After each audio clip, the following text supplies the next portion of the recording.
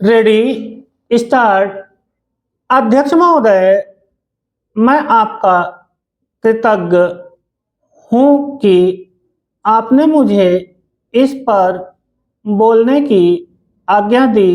यह महत्वपूर्ण प्रस्ताव आज दिल्ली के सामने ही नहीं बल्कि हमारे सारे देश के सामने है।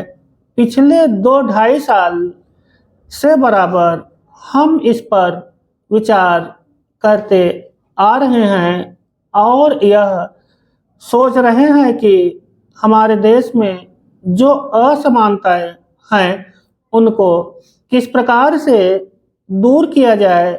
हमारे देश में करोड़ों जनता ऐसी है जिनको आराम से खाना नहीं मिलता, कपड़ा नहीं मिलता और जिनके पास रहने के लिए मकान नहीं है और जीवन की जो बुनियादी आवश्यकताएं हैं जो सबको मिलनी ही चाहिए वह नहीं मिलती है। ऐसे लोगों को किस प्रकार से सहायता पहुंचाई जाए, यह प्रश्न आज हमारे सामने है। इस संबंध में जैसा कि माननीय सदस्यों को मालूम होगा कि हमारे देश में जो सबसे मुख्य पार्टी कांग्रेस पार्टी है वह इस प्रकार के आयोजनों को आगे बढ़ा रही है।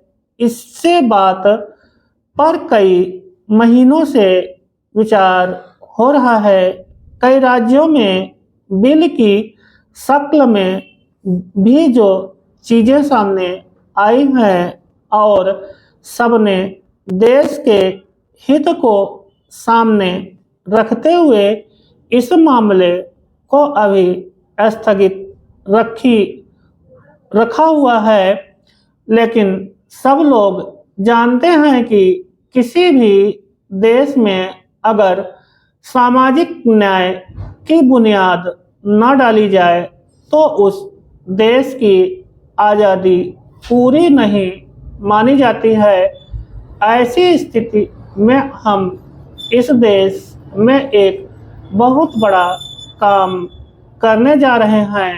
हमारे देश में असमानता कम हो, जनता के अंदर संतोष बढ़े, उसकी गरीबी, बेकारी और बेरोजगारी दूर हो और ये चीज़ें जो हमारे सामने डरावनी शक्ल में मौजूद हैं उनको किस प्रकार से मिटाया जाए, यह सवाल आज हमारे देश के सामने सबसे बड़ा सवाल है।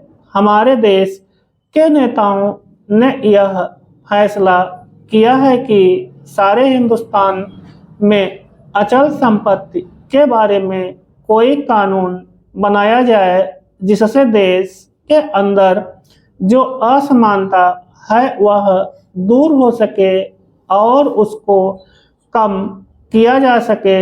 आज हमारे देश में असमानता एक भयानक रूप में खड़ी है। हालांकि हमारे देश के अंदर आय भी कुछ बढ़ी है लेकिन इसके बावजूद हमारे देश में वह संतोष नहीं है, वह बुनियादी चीज़ें नहीं हैं जिसके बल पर हम इस देश में असमानता कम से कम कर सकें। आज देहातों से लोग शहरों की तरफ आ रहे हैं।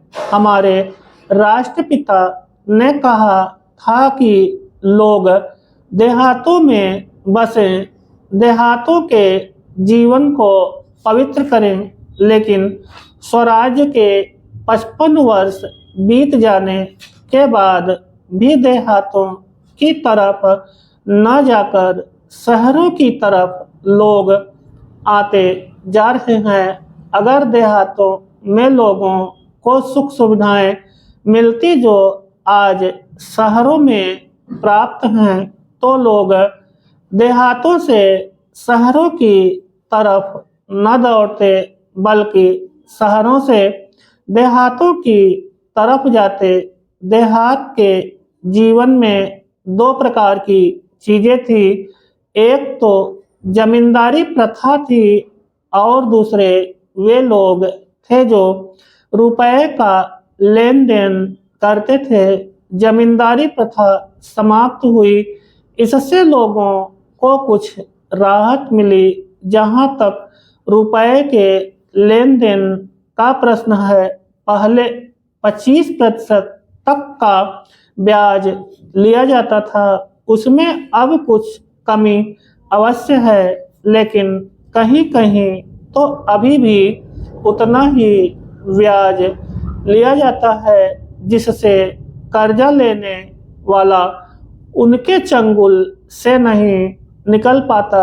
सरकार भी अब उचित दर पर कर्जा देने लगी है। इस वजह से कहीं कहीं पर साहूकारों के ब्याज की दर में कमी आई है। यही कारण है कि यह प्रस्ताव आज यहाँ पर लाया गया है। स्टॉप।